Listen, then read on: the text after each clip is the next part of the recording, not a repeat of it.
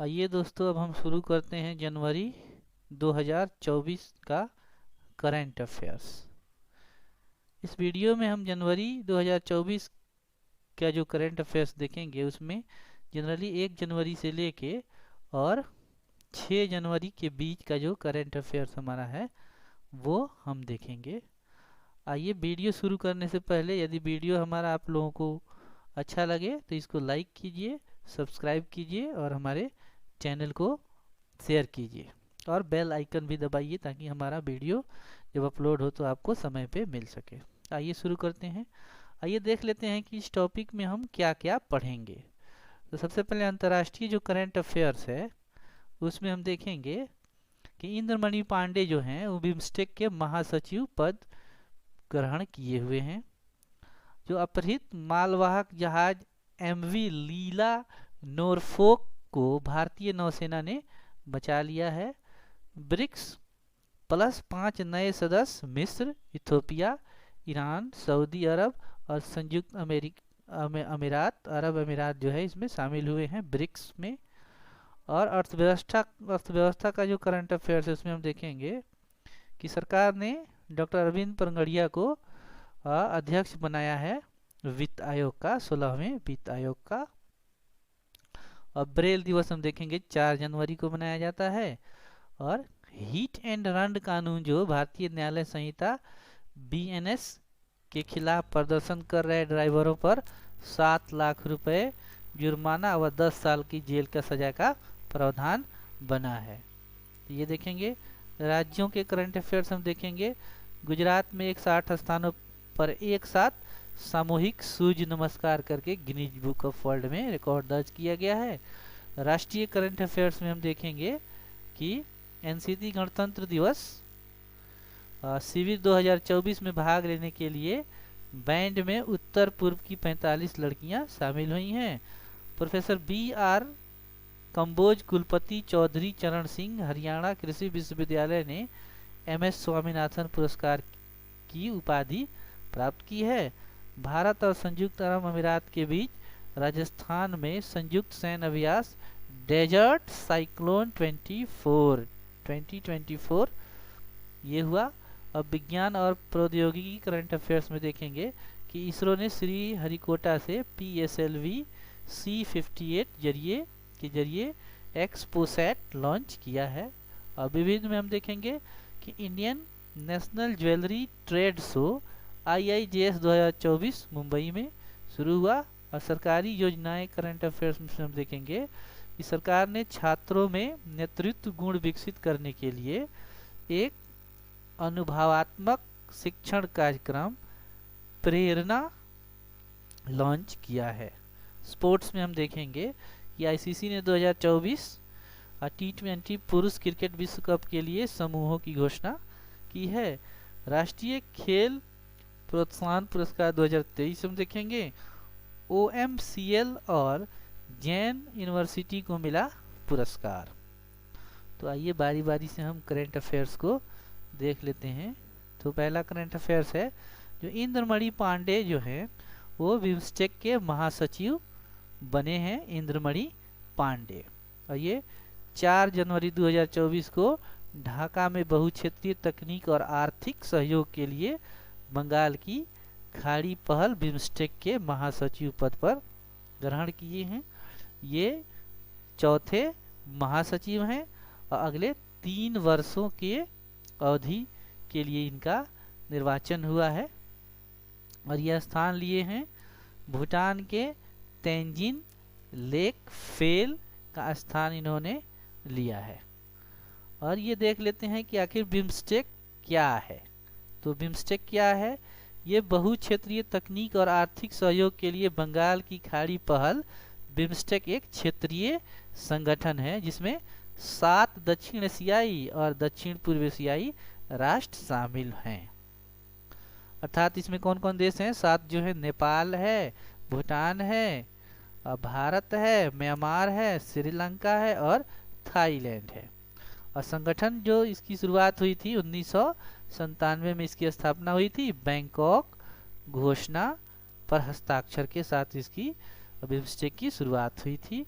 BIMSTEC का प्राथमिक उद्देश्य अपने सदस्य देशों के बीच व्यापार, निवेश, पर्यटन, स्वास्थ्य, शिक्षा और पर्यावरण जैसे विभिन्न क्षेत्रों में तकनीकी और आर्थिक सहयोग को बढ़ावा देना है। तो ये हमारा बिम्स्टेक का कुछ इम्पोर्टेंट ये हुआ। अब आगे हम देखते हैं कि अपहृत मालवाहक जहाज एमवी लीला नॉरफोक को भारतीय नौसेना ने बचा लिया था। हमने देखा था कि एक मालवाहक जहाज था, अब एमवी लीला नॉरफेक, इसको भारतीय नौसेना ने बचाया है। और ये 4 जनवरी की रात में सोमालिया के तट से इसका अपहरण कर लिया गया था, जिसमें 15 भारतीय थे और कुल मिला के 21 सदस्य को बचाया गया है। और भारतीय नौसेना के विशिष्ट कमांडो मार्कोस ने मालवाहक जहाज को साफ करने के लिए ऑपरेशन चलाया। अपहरण की सूचना UK maritime trade options UKMTO ने दी थी। तो ये हमारा इम्पोर्टेंट था। अगला देख लेते हैं, ब्रिक्स प्लस 5 नए सदस्य इसमें शामिल हो गए हैं। जो ब्रिक्स था पहले ब्राजील, रसिया, इंडिया, चाइना और साउथ अफ्रीका था। अब इसमें ब्रिक्स प्लस में 5 और नए देश आ गए हैं। इसमें कौन कौन है? ये मिस्र है, इथोपिया है, ईरान है, सऊदी अरब है और संयुक्त अरब अमीरात है। तो ब्रिक्स की जो शुरुआत 2006 में ब्राजील, रूस, भारत और चीन द्वारा गठित हुई थी। प्रारंभ में 4 सदस्य थे। 2010 में दक्षिण अफ्रीका इसमें शामिल हो गया, इससे सदस्यों की संख्या 5 हो गई। और 1 जनवरी 2024 को शामिल होने वाले जो नए सदस्य हैं उसमें मिस्र है, इथोपिया है, ईरान है, सऊदी अरब है और संयुक्त अरब अमीरात है। इसे ब्रिक्स प्लस कहा जाएगा। अर्जेंटीना को इसमें शामिल होने के लिए आमंत्रित किया गया था, लेकिन उसके जो नए राष्ट्रपति जेवियर माइली ने इसको अस्वीकार कर दिया। तो अर्जेंटीना फिलहाल इसका ये भाग नहीं है ब्रिक्स का। ये वार्षिक शिखर सम्मेलन आयोजित करते हैं जहां निर्णय लिए जाते हैं और प्रत्येक सदस्य बारी बारी से वर्ष के लिए समूह का अध्यक्ष करते हैं। तो प्रत्येक वर्ष अलग अलग सदस्य इसका अध्यक्षता करते हैं। ब्रिक्स देश महत्वपूर्ण वैश्विक शक्तियां हैं, जिनमें चीन और रूस के साथ साथ दक्षिण अफ्रीका और ब्राजील जैसी क्षेत्रीय शक्तियां भी इसमें शामिल है। विस्तारित जो समूह है इसमें 3.5 बिलियन लोग शामिल हैं। तो ब्रिक्स जो है उसमें 3.5 मिलियन लोग हैं, जो दुनिया के 45% आबादी है। तो 3.5% लोगों की कुल आबादी 45% ब्रिक्स से संबंध रखती है।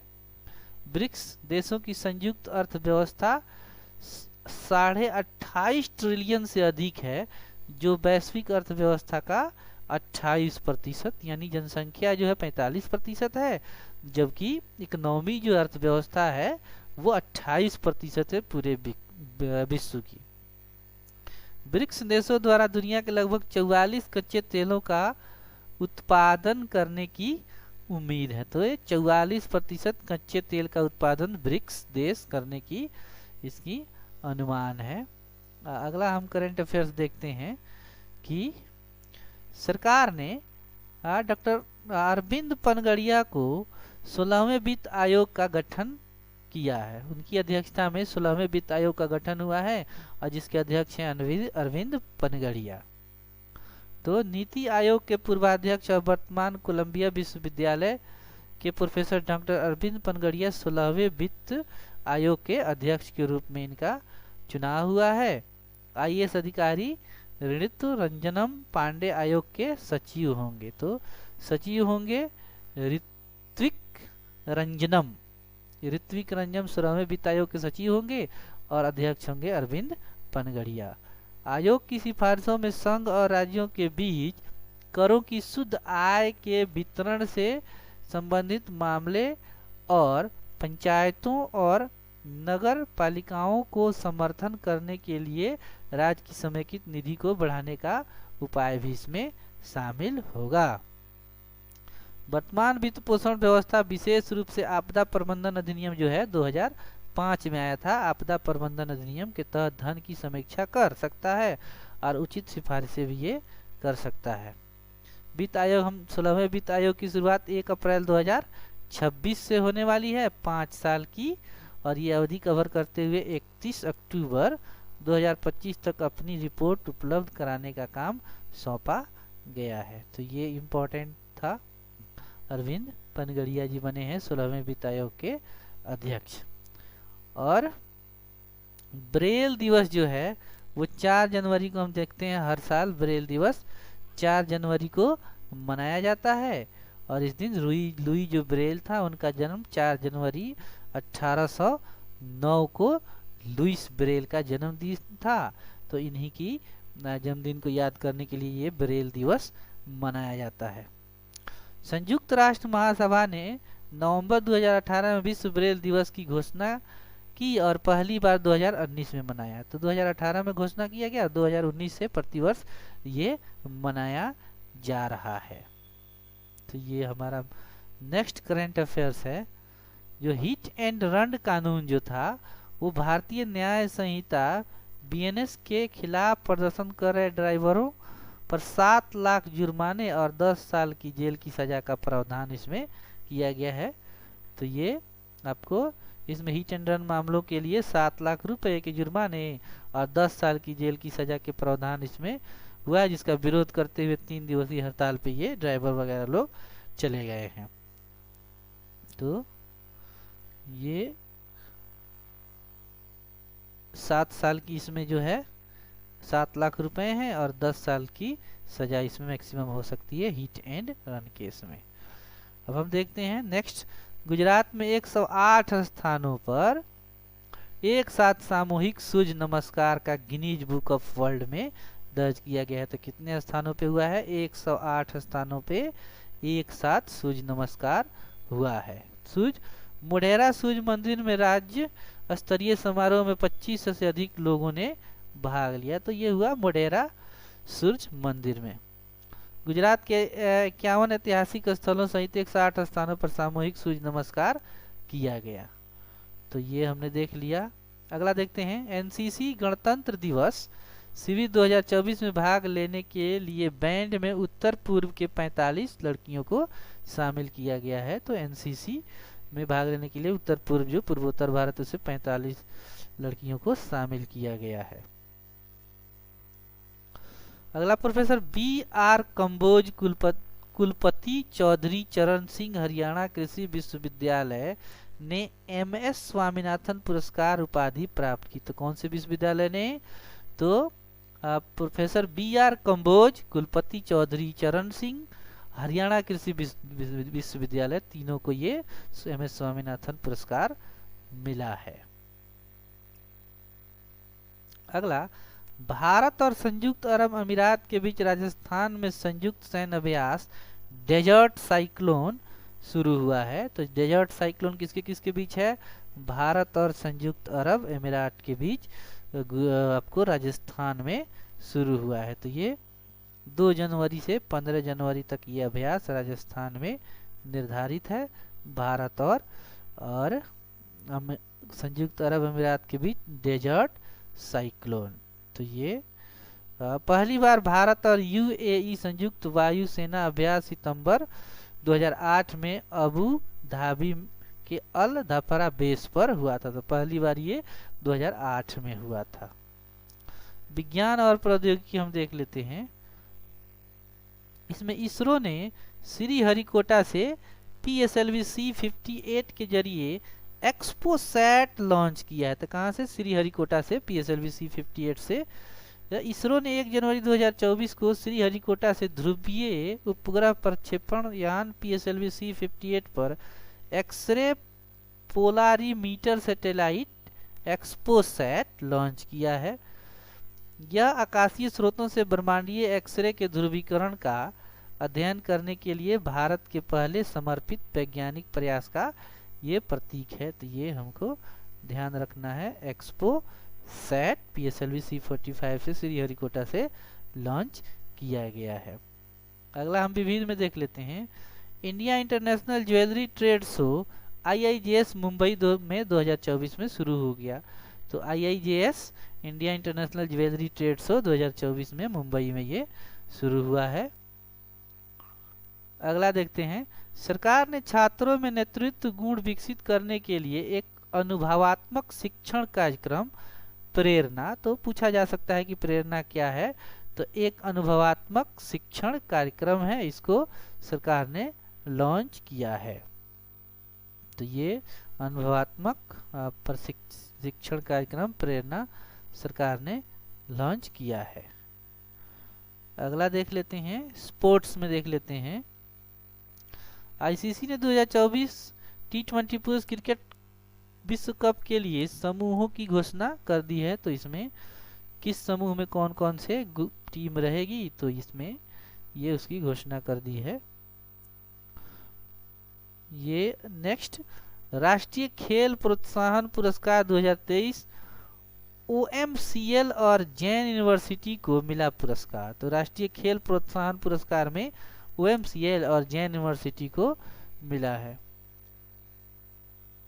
तो ये पुरस्कार से हो गया। तो ये हमारा इम्पोर्टेंट ये करंट अफेयर्स जनवरी का रहा। आइए अब हम देखते हैं कि वीकली करंट अफेयर्स जो 1 जनवरी से 6 जनवरी के बीच हमने देखा, इस पे ऑब्जेक्टिव टाइप जो क्वेश्चन आते हैं उसको कैसे हम हल करेंगे। तो पहला हमारा सवाल है, सोमालिया के तट पे जो अपहृत मालवाहक जहाज जो था उसमें कमांडो इकाई ने ऑपरेशन चलाया। तो कौन सा ऑपरेशन चलाया था उसको बचाने के लिए, तो हमने देखा था ये मार्कोस ऑपरेशन चलाया गया था। तो देख लेते हैं, मालवाहक जहाज MLV लीला नॉर्फेक को 4 जनवरी की रात सोमालिया के तट के पास से अपहरण कर लिया गया। भारतीय नौसेना के विशिष्ट कमांडो मार्कोस ने मालवाहक जहाज को साफ करने के लिए ऑपरेशन चलाया। 2024 पुरुष क्रिकेट विश्व कप वेस्ट इंडीज और संयुक्त अरब अमीरात में कब आयोजित होगा, तो ये 1 जून से लेके और 29 जून के बीच संयुक्त राज्य अमेरिका और वेस्ट इंडीज की अगुवाई में ये आयोजित होगा। तो 1 जनवरी से लेके 2024-29 जनवरी तक ये आपको पुरुष का T20 जो वर्ल्ड कप खेला जाएगा संयुक्त राज्य अमेरिका और वेस्ट इंडीज की संयुक्त अगुवाई में। अगला सवाल, जनवरी 2024 में बिम्स्टेक के महासचिव का पद किसने ग्रहण किया था, तो ये हमने देखा था इंद्रमणि जो पांडे थे उनके द्वारा बिम्स्टेक के महासचिव का पद ढाका में 4 जनवरी को ये ग्रहण किया गया था। अगला, हाल ही में सरकार द्वारा लॉन्च किया गया प्रेरणा क्या है, तो ये शिक्षण एक अनुभवात्मक शिक्षण कार्यक्रम है। हमने देखा था कि ये अनुभवात्मक शिक्षण कार्यक्रम है प्रेरणा। तो अनुभवात्मक शिक्षण कार्यक्रम है ये प्रेरणा, जैसा कि राष्ट्रीय शिक्षा नीति 2020 में ये उल्लेखित भी है। तो ये उसी का प्रेरणा का मुख्य फोकस क्या है, तो प्रेरणा का मुख्य फोकस है विद्यार्थियों में नेतृत्व गुणों का विकास करना।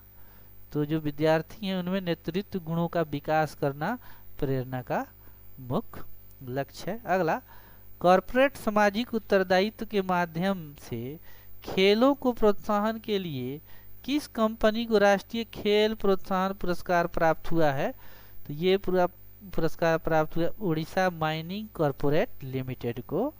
खेलों को प्रोत्साहन के लिए उड़ीसा माइनिंग कॉर्पोरेट लिमिटेड को हुआ। अगला, बेंगलुरु में जैन डीम्ड यूनिवर्सिटी को राष्ट्रीय खेल प्रोत्साहन पुरस्कार 2023 में किसके लिए सम्मानित किया गया है, तो उभरती और युवा प्रतिभाओं का पोषण करने के लिए ये आपको राष्ट्रीय खेल प्रोत्साहन पुरस्कार प्राप्त किया गया है, दिया गया है उभरती और युवा प्रतिभाओं को पोषण के लिए जैन डीम्ड यूनिवर्सिटी को। अगला, India international jewellery trade show 16वां संस्करण कहाँ आयोजित हुआ, तो कौवा संस्करण था ये 16वां संस्करण था। तो हमने देखा था कि ये मुंबई में आयोजित हुआ था India international jewellery trade show का 16वां, तो ये मुंबई हो जाएगा। और केंद्रीय वाणिज्य मंत्री पीयूष गोयल ने 4 जनवरी 2024 को मुंबई में India international jewellery trade show IIJS 2024 का उद्घाटन किया था। अगला, विश्व ब्रेल दिवस प्रतिवर्ष कब मनाया जाता है, तो हम जानते हैं विश्व ब्रेल दिवस प्रतिवर्ष 4 जनवरी को मनाया जाता है। ब्रेल दिवस 4 जनवरी को मनाया जाता है। ब्रेल क्या है, तो ब्रेल क्या है? अंधों और दृष्टिबाधित लोगों के लिए एक स्पर्शनीय लेखन प्रणाली है। तो अंधे व्यक्तियों को लिखने पढ़ने के लिए एक प्रणाली है ब्रेल। अंधों और दृष्टिबाधित लोगों के लिए एक स्पर्शनीय लेखन प्रणाली है। इस दिन का उद्देश्य नेत्रहीन और दृष्टिबाधितों के लिए संचार पद्धति के रूप में ब्रेल के महत्व के बारे में जागरूकता बढ़ाना होता है। एनसीसी का पूरा नाम क्या है? तो राष्ट्रीय कैडेट कोर, ये नेशनल कैडेट कोर, राष्ट्रीय कैडेट कोर होता है। तो ये चर्चा में इसलिए है कि पूर्वोत्तर से 45 जो लड़कियां हैं वो भाग ले रही हैं गणतंत्र दिवस शिविर में 2024 में। भारत में ट्रक ड्राइवरों के व्यापक प्रदर्शन का मुख्य कारण क्या है? तो हालिया आपराधिक संहिता भारतीय न्याय संहिता है, जिसमें हिट एंड रन मामलों में 7 लाख और 10 साल की सजा का प्रावधान किया गया है। तो हाल ही में अधिनियमित भारतीय न्याय संहिता नामक आपराधिक संहिता के तहत हिट एंड रन मामलों में क्या जुर्माना और जेल की निर्धारित है? तो ये है आपको 7 लाख तक जुर्माना है और 10 साल तक की जेल की सजा है। तो 7 लाख जुर्माना और 10 साल की जेल की सजा है। एमएस किसने प्राप्त किया 2024 में स्वामीनाथन पुरस्कार? तो ये प्रोफेसर BR कंबोज, चौधरी चरण सिंह हरियाणा विश्वविद्यालय के कुलपति प्रोफेसर BR कंबोज ने MS स्वामीनाथन पुरस्कार प्राप्त किया। तो प्रोफेसर BR कंबोज कहाँ के हैं? चौधरी चरण सिंह हरियाणा कृषि विश्वविद्यालय के ये प्रोफेसर हैं। नेक्स्ट, जनवरी 2024 में राजस्थान में भारत और संयुक्त अमेरिका के अरब अमीरात के बीच आयोजित संयुक्त सैन्य अभ्यास का क्या नाम है? तो इसका नाम है डेजर्ट साइक्लोन 2024। ये डेजर्ट साइक्लोन 2024 किसके किसके बीच होगा? भारत और संयुक्त अरब अमीरात के बीच संयुक्त सैन्य अभ्यास डेजर्ट साइक्लोन 2 जनवरी से 15 जनवरी तक राजस्थान में ये निर्धारित है। किस भारतीय राज्य ने 2024 के पहले दिन 108 स्थानों पर एक साथ सामूहिक सूर्य नमस्कार करने का Guinness book of world record में दर्ज किया? तो ये गुजरात में 108 स्थानों पे सामूहिक सूर्य नमस्कार हुआ। गुजरात ने 2024 के पहले दिन 1 जनवरी को 108 स्थानों पर सामूहिक सूर्य नमस्कार करके गिनीज बुक ऑफ वर्ल्ड में नाम दर्ज कराया। ब्रिक्स समूह की स्थापना सबसे पहले कब हुई थी और कौन से देश इसके संस्थापक सदस्य थे? तो सबसे पहले इसकी स्थापना 2006 में हुई थी। ब्राजील, रूस, भारत और चीन थे। प्रारंभ में 4 थे और बाद में एक 2010 में संयुक्त साउथ अफ्रीका इसमें आ गया। तो 2006 में ब्राजील, रूस, भारत और चीन के साथ गठित ब्रिक्स समूह शुरुआत 2006 में ब्राजील, रूस, भारत और चीन द्वारा गठित किया गया था। 2010 में दक्षिण अफ्रीका को शामिल करने के साथ इसका विस्तार हुआ। तो 2006 में इसका विस्तार हो गया। 1 जनवरी 2024 को ब्रिक्स समूह में शामिल होने वाले नए देश कौन कौन से हैं? तो इसमें नए देश हैं आपको मिस्र है, इथोपिया है, ईरान है, सऊदी अरब है और संयुक्त अरब अमीरात है। तो 5 देश शामिल होंगे, मिस्र, इथोपिया, ईरान, सऊदी अरब और संयुक्त अरब अमीरात। तो 1 जनवरी को शामिल होने वाले नए सदस्य मिस्र है, इथोपिया है, ईरान है, सऊदी अरब है और संयुक्त अरब अमीरात है। विस्तारित समूह को अब ब्रिक्स प्लस कहा जाता है। 16वें वित्त आयोग का अध्यक्ष किसे नियुक्त किया गया है? तो डॉक्टर अरविंद पनगड़िया जो हैं उनको 16वें वित्त आयोग का अध्यक्ष चुना गया है। तो डॉक्टर अरविंद पनगड़िया को 16वें वित्त आयोग का अध्यक्ष चुना गया है। पनगड़िया 16वें वित्त आयोग के अध्यक्ष के रूप में काम करेंगे। 16वें वित्त आयोग में ऋत्विक रंजनम पांडे की क्या भूमिका है? तो ऋत्विक रंजनम पांडे जो हैं ये इसके सचिव हैं 16वें वित्त आयोग के। IAS अधिकारी ऋत्विक रंजनम पांडे जो हैं 16वें वित्त आयोग के सचिव हैं। नेक्स्ट क्वेश्चन, इसरो द्वारा लॉन्च किए गए एक्सरे पोलिरीमीटर सैटेलाइट एक्सपोसैट का प्राथमिक उद्देश्य क्या है? तो इसका उद्देश्य है ब्रह्मांडीय एक्सरे के ध्रुवीकरण का विश्लेषण करना।